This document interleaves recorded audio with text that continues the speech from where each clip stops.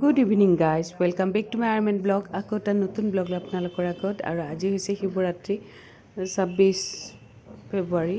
আৰু এতিয়া এওঁ আৰু মই মন্দিৰলৈ যাবলৈ গৈ আছোঁ। আৰু আমাৰ ওচৰতে উগ্ৰতাৰা মন্দিৰ, আৰু ঘৰৰ পূজাখিনি দেখুৱালোঁ, পূজা কৰি ল'লোঁ। তাৰপিছত এতিয়া গৈ আছোঁ।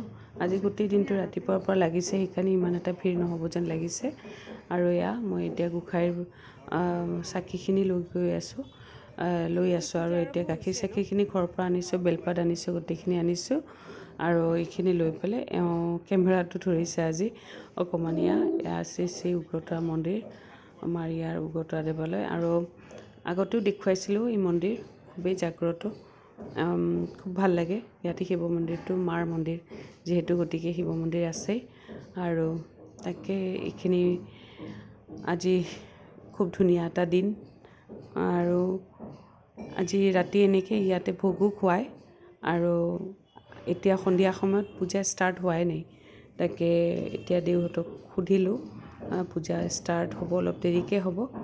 আৰু ৰাতি 12টাৰ পিছতহে ভোগ চোগ হ'ব। আৰু তাকে মই অকণমান ইয়াতে গোঁসাইক দিবৰ কাৰণে চেঞ্জ নাছিলে, তাকে চেঞ্জ অকণমান কৰি আছোঁ। আৰু পইচা এনেকৈ লৈ পেলাই তাৰপিছত এতিয়া ভিতৰলৈ সোমাই যাম, দেখুৱাই আছোঁ আপোনালোকক, চাই থাকক। আৰু এই মন্দিৰত আহিলে ইমান যে শান্তি লাগে কি ক'ম, মানে বুজাব নোৱাৰি। দুৰ্গা পূজাৰ সময়ত সাংঘাতিক ভিৰ হয়, বহুত দূৰলৈ লাইন দিব লাগে। এয়া হৈছে মেইন মন্দিৰ, উগ্ৰতাৰা মন্দিৰৰ। আৰু আগতে শিৱ মন্দিৰৰ তাতে দি থৈ আহোঁ, তাৰপিছত ইয়াতো সোমাম। আৰু এতিয়া শিৱ মন্দিৰৰ ইয়াতে অকণমান লাইন হৈছে, বেছি নহয়। আৰু আগতে চাকিখিনি জ্বলাই লওঁ, দেখুৱাই আছোঁ। বাহিৰত চাকিখিনি দিয়াৰ ব্যৱস্থা আছে। ইয়াতে বেলগছ আছে, গোঁসাইৰ ওচৰত। আৰু এনেকৈ ইয়াতে চাকিখিনি দি লওঁ। তাৰপিছত আকৌ ভিতৰলৈ যাব লাগিব। বহুত বেছি ভিৰ নাই, ভালেই হৈছে। অলপ পিছত যদি হ'বও পাৰে, নাজানো। আৰু তাকে আৰু এতিয়া পূজা কৰিবৰ কাৰণে চবেই লাইনত এজন এজনকৈ গৈ আছে। আৰু শিৱলিংগ ইয়াতে পূজা কৰা হয়। অলপ পিছত পূজা ষ্টাৰ্ট হ'ব।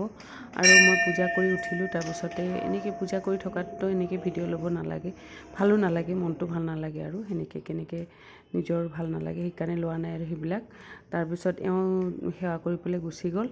তাৰপিছত মই অকণমান সময় বহি পেলাই অকণমান মানে নমঃ শিৱায় 108 এনেকৈ ধ্যান কৰিলোঁ। কৰি পেলাই তাৰপিছত এতিয়া অকণমান সময় আমি ওলাই যাম আৰু ঘৰলৈ যাম। তাৰপিছত ভাবিছোঁ আৰু ৰাতিলৈ চাওঁ, সুবিধা হ'লে আহিম। আৰু অলপ দেৰিকৈ পূজা চূজা হ'ব, ভোগো হ'ব। ভোগ খাবলৈ খুব টেষ্টি ইয়াৰে, সেইকাৰণে। আৰু আগতো খাইছিলোঁ এনেকৈ, সেইকাৰণে এতিয়া অকণমান সময় চাওঁ। বহি পেলাই চাহ খাই আছে। আৰু মই অকণমান ইফাল সিফাল কৰি পেলাই চাই পেলাই আছোঁ। আৰু কাৰণ মানুহৰ ভিৰ এতিয়ালৈ হোৱা নাই, আৰম্ভ হ'ব।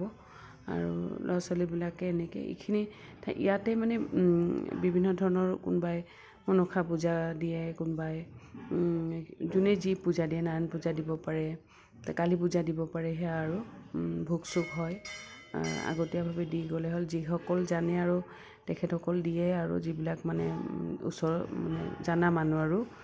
আৰু তাকে এতিয়া ঘৰলৈ গৈ আছোঁ। তাৰপিছত ঘৰত গৈ পেলাই অকণমান চাহ ঠাহ খাই লওঁ, কাৰণ দিনটো ব্ৰতত আছোঁ। অলপ মাত চাত মানে বহি গৈছে অকণমান, সেইকাৰণে। জাষ্ট আহি পালোঁ মন্দিৰৰ পৰা, খুব ভাল লাগিল।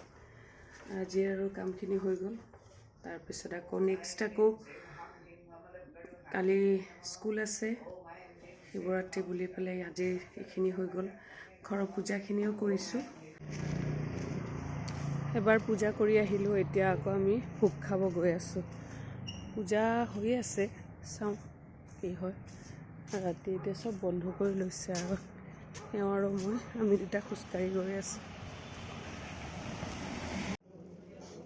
আৰু এতিয়া দৌৰাদৌৰিকৈ আহিলোঁ, আহি পেলাই চাওঁ হোম হৈ গৈছে। দৌৰাদৌৰিকৈ পুষ্পাঞ্জলি পালোঁ, অকণমান পুষ্পাঞ্জলি দি পেলাই সেৱা কৰি আছোঁ। সেৱা কৰি ল'লোঁ, সেৱা কৰি লৈ পেলাই শিলিখা দি আছে, ইফালে শিলিখাখিনি খাই লৈছোঁ। আচলতে এনেকৈ ব্ৰতটো সেনেকৈ ভাঙা নাই। আৰু ইয়াতে খিচিৰি খাম বুলি ভাবিছোঁ। আৰু এতিয়া আৰু মই তলত বহি লৈছোঁ। বহুত দিন পিছত এনেকৈ বহিছোঁ ভোগ খাবলৈ। আৰু উগ্ৰতাৰা মন্দিৰৰ ভোগ বহুত টেষ্টি। যিসকল খাইছে তেখেতসকলে গম পায়। আৰু আজি ব্লগটো এনেকৈ খিচিৰি খাই থাকোঁতেই শেষ কৰিছোঁ। আৰু যদি ব্লগটো ভাল লাগি থাকে লাইক শ্বেয়াৰ ছাবস্ক্ৰাইব কৰিবলৈ নাপাহৰিব। একদম সৰু এটা ব্লগ দিছোঁ, প্লিজ আপোনালোকে ছাবস্ক্ৰাইব কৰি দিব। Okay, bye bye.